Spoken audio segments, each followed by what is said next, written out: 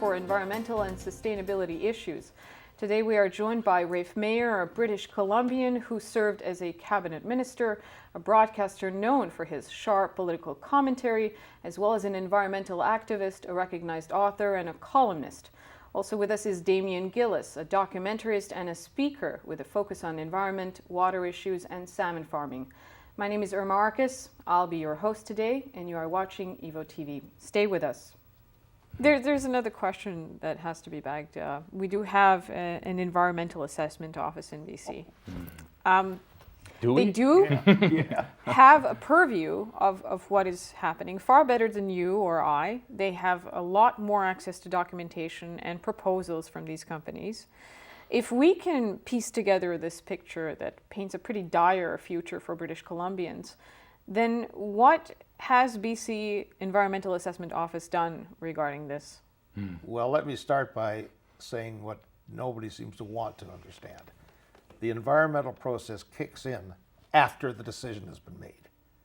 This after the initial approval. And when you go to one of these meetings, and I've said and I'll say it again, I would rather have a root canal without freezing than go to another one of these things, because the public is not allowed to question the project itself. They can only offer helpful hints as to what environmental questions ought to be dealt with by the Commission later on. So it is an absolute farce. And you may have noticed the press, the Auditor General, I think it was the Auditor General not that long ago, virtually said that it is farcical. The public have no say. And Damien and I have been to these meetings. You'll have 300, 400, 500 very angry people who want to say, wait a minute, do we want to do this? And they're ruled out of order. Immediately thereafter, the president of the company gets up and he extols the virtues. He can say whatever he likes, what a wonderful thing this is. And the public is shut out of the debate. Moreover, the hearings themselves are held by the company, not by the government, and they're held in places where people aren't likely to go. And we've had a couple of very fascinating examples of that, which I'm sure Damien can outline better than I am. But I can say this, the environmental process is an absolute sham. And the thing that the Auditor General, in this recent report that was just highly critical of the BC Environmental Assessment Office. Because they just recently released a report That's correct. It was them, like right? last week, and Rafe wrote about that on our site. The other thing is the lack of any regulation or enforcement, the follow-up. So what he said is, there's no point setting any kind of standards or requirements in an environmental certificate if you're not going to put people in the field to go out there and actually see what's happening and make sure that's being done, and if you're not going to punish them. And we've had the Wilderness Committee has done a number of Freedom of Information searches where they found internal documentation noting all kinds of breaches within these private power projects that were completely kept from the public, and that internal officers were raising problems with, but that stuff is kept from the public's view, and there are no consequences whatsoever to these companies. Just assume very quickly that you've got one of these private power things. They are dams, even though they like to call them weirs. And these guys are producing energy, but they have to maintain a certain level of the river or they'll stop. Who is going to make them? The same people, I suppose, that are enforcing the fish farm legislation. There isn't going to be anybody go out there. So they're going to be the judges themselves as to whether they're using too much water or not. This is like with the fish farms. I mean, this is the most absurd cover-up of information that I think I've seen of any of these situations. You've got all these documents that are now about to come to light in the Cohen Commission on the disappearing Fraser River sockeye that we're just hearing about, and there's already been some that have come to light.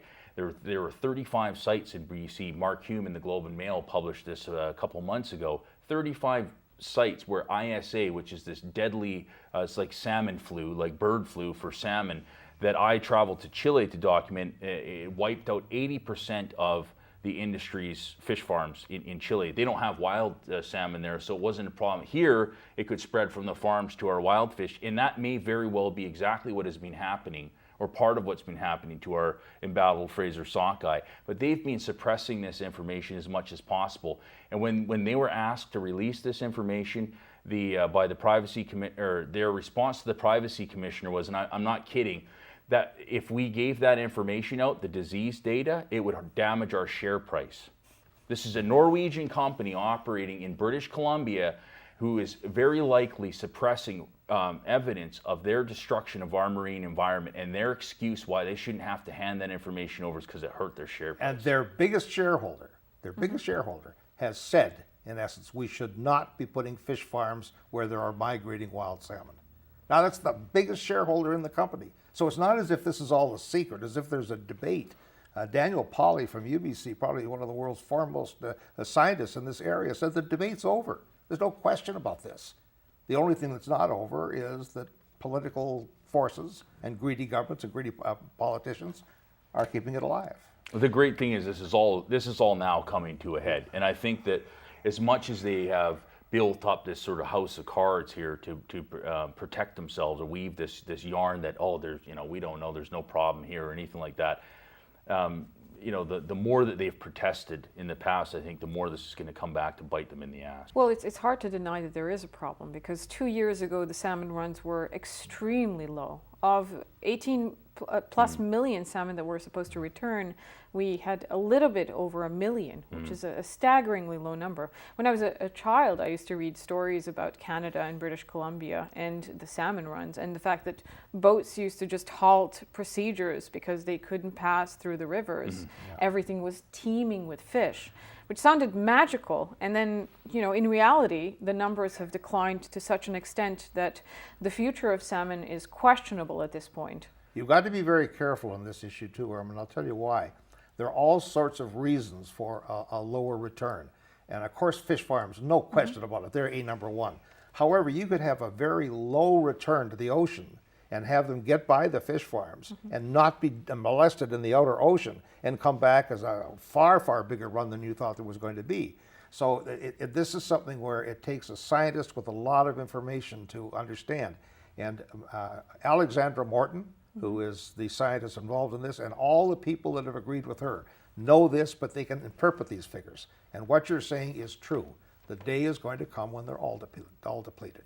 I think the key thing, is we got to take the precautionary principle seriously, and that means that whether or not you know that all the factors involved, you at least have to take care of the ones that you can control and give them the best chance possible, especially with something as important as our wild salmon. Precautionary principle, very simply stated, is if you're going to mess around in the environment and it's something that you would think to be inherently dangerous, you, the person doing it, must demonstrate its safety.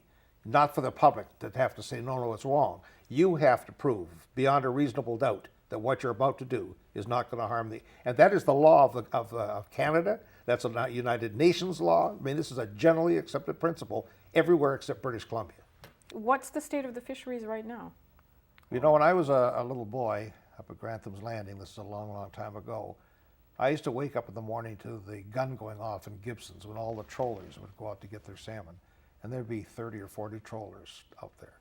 You don't see a troller. A troller is an extinct thing in British Columbia right now. And all of those jobs were British Columbia jobs. And the jobs in the canneries were all British Columbia jobs. The money that was made from them all went into British Columbia companies. And all those British Columbia companies paid British Columbia taxes. That's the way it was. That is not the way it is now. As a matter of fact, there's none of that left now. I mean, it's not just as if it's decreased a little bit. There is nothing. It's like the trollers. There are no trollers left in our economy these days. Last summer, which some of your viewers will remember, we had this phenomenal 35 million It was sockeye. amazing. And I had a chance to go out and film one of these, a seiner out there making a catch of their life, and it was, and there was lots of debate about what happened there, but I think it's very clear that that was an anomaly, and we shouldn't take any false comfort in what happened there. But just to emphasize what Rafe was saying, I mean, the industry was completely unprepared. That was one of the first, as was DFO, as was pretty much everybody on the coast. I mean, the places where they used to go to get their ice would be long shut down, net manufacturers, all these sorts of that infrastructure, because the salmon fishery has been so hard hit over the years, and there hadn't been a major commercial opening like that in a long time on the Fraser. So that gives you a sense of where the state of the fishery is at today. One of the problems that people today have, particularly younger people, and they're all in government, is they never saw those days. They never saw the days where you would have gill netters, seiners, trollers, taking out great quantities of fish, Sports fishermen like myself, my dad and mom and myself would go out and catch salmon. If you didn't catch a salmon, you must have forgotten to put a hook on. Those days it was a bountiful amount of salmon for everybody. Now that is not remotely true now. I mean, the coho are gone out of the Gulf of Georgia, or the Sailor Sea, and the rivers have dried up, and runs have dried up. It's an appalling comparison to make of what it was then. Now you have to ask yourself, well, why did that happen? All of this within few decades. That's right. Too. Why did that happen? Did that happen for the greater good of the people of British Columbia? Was it just an accident that all these fisheries collapsed one by one over the province of British Columbia? Was that God wreaking his vengeance on us? Or was it more likely that we got greedy and we got careless, the majority of it being careless? We decided that we could take all those things in, sell them to someone else, not bother with making any money, not bothering about preserving them, not bothering about conservation. And we made that decision, perhaps not consciously, but we did it. It wasn't hard to see coming. Anybody of my age could have told you year by year by year that it was coming, and yet we've done it. Now we have one last chance to make it better. And this is the last chance we have. If we don't get the salmon back in shape now, we never will. There'll be a curiosity for foreign sports fishermen. In your opinion, from the research that you've done, the literature that you've perused, what are the causes of the decline in salmon? Let me give you a little anecdote here right now. It's just happened in England, okay? There is a remarkable return of Atlantic salmon in many of the rivers there, except for, and this was a funny headline I came across, the other day from a UK paper, and it was like, except for where the fish farms are. And, but we don't know, like, it must be a coincidence or something. I think we should never count out the resilience of nature. I think if we were to move to a much more locally oriented management system, which is what all the healthiest fisheries in the world are essentially locally managed. We have the antithesis of that right now. It's people in Ottawa. The only real big fisheries we have, with exception of maybe lobster on the East Coast, or on the West Coast here, and yet we continue to have these East Coast fisheries ministers that have no idea what's going on here, no connection. So I think if we were to take these salmon farms out, if we were to get to a local management system that involved First Nations and sports fishermen and all the different groups working together to conserve that resource, to certainly to give it a chance to come back by not overfishing it, to protect habitat, like we were talking about, taking out these dams and rehabilitating habitats being destroyed from logging, these sorts of things. I really believe we could bring wild salmon back on this coast in a big way. Let me just add to that one thing, if I may, Irma. Since 1871, when BC came into Confederation, the Pacific salmon fishery has been a gigantic pain in the ass for the federal government. There is never any good news out of it. So the consequence has been that they've just let it go. And let me tell you another little thing. People don't understand their own salmon. People don't understand that, for example, the coho, probably the most beautiful of all of the salmon, doesn't spawn like the others do en masse into big rivers. They go into ditches, little streams, 4 or 5, 6 of them at a time. So when the city council says, oh yeah, it'll be fine to put a subdivision over there, they don't realize that the killing of the 15 coho in there is having a very, very serious impact. So we have education. We also have to go back to our morality. What do we want out of this whole exercise called the environment? And but we have a chance. As Damien said, there's no question about it. The oceans have a remarkable ability to recuperate if you don't take it too far. And the other thing I might mention to you too, and this is proved all over, the woodsman and the fisherman will cut down the last tree and catch the last fish before they'll stop. That's human nature, and we have to fight that. What are some of the consequences of having fish farms? What are some of the impacts that the fish farms have on the habitat, as perceived by Alexander Morton and other scientists? Well, I think early on it was about sea lice. That was the first thing that was really there was a lot of research focus put place. The sea lice skyrocketed in terms of numbers, and we're sort of and so there's a sharing between they exist in the wild, but the farms are placed in an unnatural location, and there's up to 1 million fish in just one of these farms.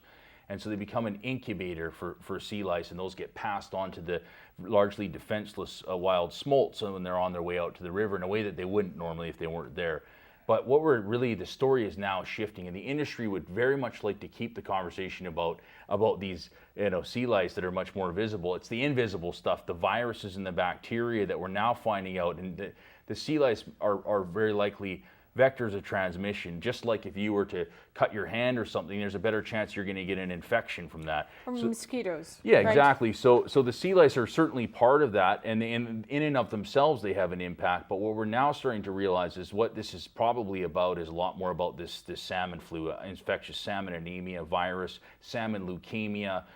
Which, a researcher from DFO on the stand at this Cohen Commission, essentially her research acknowledged a likely connection between the salmon leukemia and the collapsing Fraser sockeye stocks in the past, and that very likely or certainly possibly came from these salmon farms. That's the data that we need to get at we need to take the blinders off here. The public needs to be able to see fully what's really been going on before we can know, but I think we certainly have good reason to suspect some of these things. And one last thing is we've got this tremendous amount of waste, of crap from the fish farms that ends up on the seafloor. And we're talking tons a day, and that accumulates over the years and creates these massive dead zones around the farms because it destroys everything, all the oxygen and all the sea life on the floor. Similar thing has occurred in the past when the canneries were on the river, on the Fraser River. Yeah. They had so much waste that they actually killed life instead of creating. If you were the Premier and I came to you and said, Premier Irma, have I got a wonderful idea for you? We're going to put a bunch of fish farms right in the mouth of rivers where the wild salmon go. They're going to crap all over the place to start with. They're going to create mountains of sea lice that are going to attack these things. They're going to be the carriers of disease because the eggs from which they come from Norway are very likely sooner or later to be diseased if they're not already. We're going to put a listed compound called slice in to kill the sea lice we say we don't have. Would you, and all the money from this, incidentally, is going to go to Norway, and that's the deal, Madam Premier. What are you going to say to that? Because that's exactly what it is. I mean, the whole thing is so dumb. It's kind of curious that salmon from Norway are even grown here. Why even choose BC as the location? And then there's this other factor that shows up, that salmon farms are not all equal. Well, that salmon farms here are different than the ones that the companies actually have back home. Well, BC has wonderful rivers and fjords with lots of fast-moving water to circulate in the fish farms. It's ideal. That's why Chile is ideal. That's why Norway is ideal, for that particular purpose. I also forgot to say, when I was telling you, Madam Premier, about the benefits, a hell of a lot of them are going to escape. Now, they're not going to breed with your salmon because they can't do that as far as we know, but they are going to occupy the streams that your salmon go up, and they're going to occupy the spawning redds that they have. So you're going to attack the poor salmon is going to be attacked at least two ways. Now, how does the deal sound? Well, it seems counterintuitive because we are risking our own species for the sake of fish farms. You got it. That's really what it ends up. Just coming back to what Rafe was saying there, I had the privilege to travel around the world pretty much everywhere the industry is operating, including the Patagonia and Chile and the beautiful salmon fjords of Norway.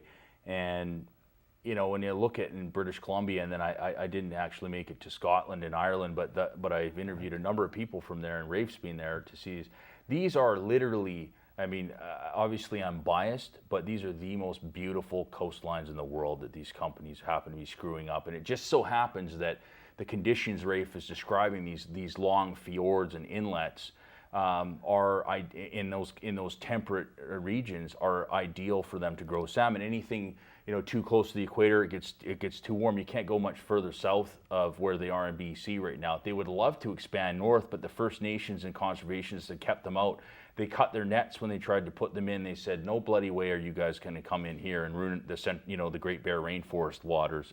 So we're fortunate that we don't have them and they haven't expanded, and that's one thing that the movement, the civil movement in BC around this stuff has done, is it's kept them at bay from actually growing like they would like to. But it's really tragic, all the places. Let me tell you a funny little story. There's a fish biologist in Ireland, in Galway, named Dr. Patrick Gargan. Now, I interviewed him when I had a radio show, and we talked about Alexander Morton, and he verified everything she said. And he said, look, if you're ever in Ireland, look me up, we'll have a fish. And of course, those things never happened, except it just did happen. A year later, I was there, I called him, and he took my wife and me fishing on Loch Corrib. He said, before we go out, I want you to go down to our station and meet the people that are working on the sea lice issue. And I'm going to sanitize my language here just a little bit for the sake of the audience. One of the guys came over to me and says, "Hi, you're from British Columbia, are you?" And I said, "Yes." "Can't you effing well read? Can't you effing well read? Do you not watch your effing television? Do you not know what's effing happening in here? Can't you read?" And the answer was, I guess not, because the same thing has happened not only in Norway, it's happened in Scotland, and it's happened in Ireland. And it's a remarkable coincidence that this thing happens everywhere there happens to be fish farms. The Canadian Parliament was visited by an MP from Norway named John Lilletoon in their mid-90s when they were just starting to come. There was a few small salmon farm operators here in BC already, but the big Norwegian companies were just starting to move in here. And he came here, he felt compelled to come to Canada, to Ottawa, and tell our government to warn us that this is what's going to happen. This is a Norwegian fellow who was dismayed about the loss of wild salmon in his own country and knew exactly what was going to happen. And the reason he told them that they were coming here is because they figured they could get away with less regulations in Canada. And that is exactly the way this industry is operated. And I quizzed the now, I believe, finance minister of Norway, but at the time, he went to be that from being the chairman of Cermaq, the big government-owned fish farming company. You see the revolving door there between the industry and government. And I asked him, I said, "How come you guys have such lower standards in Chile and Canada than you do in Norway, as you alluded to before?"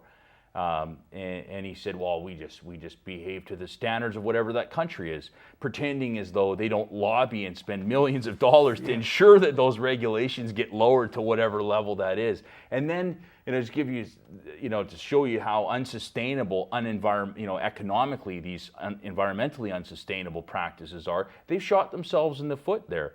They brought a disease there. They had too many farms, too many fish. They were too, lax with their methods, and they destroyed 80% of their own industry there. What can individuals do? What can average British Columbians do to participate in this debate? It's a political debate. There's no question about that. Well, everything is political. Well, it's political. Especially when it comes to these environmental It's issues. political, They're the hot button, right? And it's party political. I am scarcely a member of the NDP. I ran against them successfully twice and was served in what they would call a right-wing cabinet. Damien is scarcely a member of the NDP. So far, they are the only ones giving the right answers to the questions. Now, I think our position is this. We are not supporting any party, but we are supporting any candidate who speaks for the environment of British Columbia and speaks against the fish farms, et cetera, the river policy and so on. And I think that's what people have to do. They have to be politically engaged. They have to make this a number one priority. The governments and parties are happy to say, "Oh, no, we really are worried about employment, worried about this," all the things we all are worried about, as if this kind of thing, environment, doesn't matter. It matters greatly because you don't have any of those other things unless you have a healthy environment. So it becomes a party political thing, and the party's got to say the right things in order to get support, and that's what the public have to demand. Just to make a sort of selfish little plug here, I think if Rafe and I didn't believe that what we were doing was important, we wouldn't be doing it. And we would love to have more of your viewers, the kind of people who are interested in these sorts of issues, to come to thecanadian.org, join our weekly email bulletin so we can keep you informed, because every week we're on top of whatever is going on, and we give you actions and things that you can do. And when there's an opportunity, like recently the Raven coal mine issue, they got 2,600 letters from individuals and organizations to the environmental assessment process. Standing room only at all the meetings, and 99% against the project. And we were, privileged and proud to be a small part of that, to help drive people into that process. And so that I think that mine is very little likelihood that it will go forward now because of the incredible groundswell of public opposition to it. We seem to be at a tipping point, a moment in crisis, that if we don't take advantage of this moment, that we're about to lose a hell of a lot more than just a few jobs or a couple of opportunities to make money. That's the point, Irma, as we've both been saying, all three of us have been saying, going right back to the very beginning. If somehow our economy was dependent upon these things happening, and huge sums of money flowed into the provincial treasury from all these things, Damien's and my arguments would be more difficult to make, although I think we'd still make them. But that's not happening. We're not getting anything out of this. All we're getting is disaster. It's costing us money. So we've gone from a right-wing government that Rafe was a part of, and that ruled this province like for better part of 40 years, with a few minor exceptions, and that was interested in, that had conservative values, but cared about the public interest, that was all oriented towards, the people. And this is a group that is part of this neoliberal Milton Friedman Fraser Institute school. It's a completely different ideology. This isn't free enterprise. This is piracy. This is a bunch of people looking out for their pals, look for global corporations that have taken over our whole system of governance here. And what this is about is whether or not we're going to get back to common sense, fundamental, public-oriented public policy.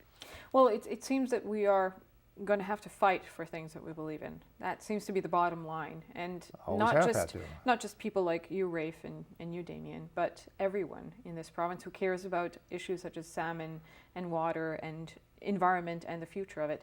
And while many British Columbians are extremely fond of the environment, they pride themselves on the beautiful British Columbia, they are thus far unwilling to stand up and really fight for these. That's got to be the young people, Irma. That's what's got to happen. I'm an old man, a very old man. It's got to be young people who will travel 1,500 miles to protest but won't cross the street to vote. This is where it's got to start, because it is their heritage we're talking about here. I'm never going to see all this. Even Damien is. What I see happening right now, actually, I see, and I know from the demographics of our website, the people that come to it, we get a lot of baby boomers who are, I think, increasingly more interested now as they move along in life. They're looking at their grandchildren and the legacy that they're going to leave, and they feel like it's time for them to do something. And so I really have a lot of hope that the grandparents and grandchildren are going to get together here. And I ask that of grandparents when they're in the audience at one of our events, is next time bring your grandkids out, because I really see, I don't think we benefit from putting it on any one generation. I think we need a multi-generational approach here, and there's lots of opportunity for that. And I also am very heartened, like I say, there are thousands of people. I mean, Rafe and I were both in Victoria with Alexander Morton when 5,000 or 6,000 people, a record number for an environmental protest at the legislature in Victoria over salmon just over a year ago.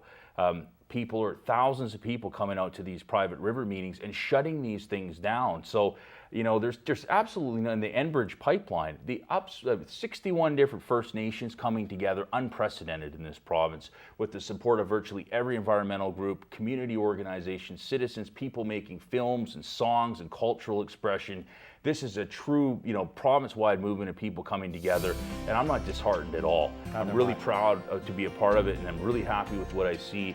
And like, nobody ever said this was going to be easy, and it's a lifelong fight. You either on one side or the other, or you decide to remain uninvolved. And those are the people that we want to get off the bench, and take a side and get involved in what we're doing. I see those ranks swelling every day. I hope that we can continue to be a part of that. Thank you very much for joining me, gentlemen. Thank you very much for having us.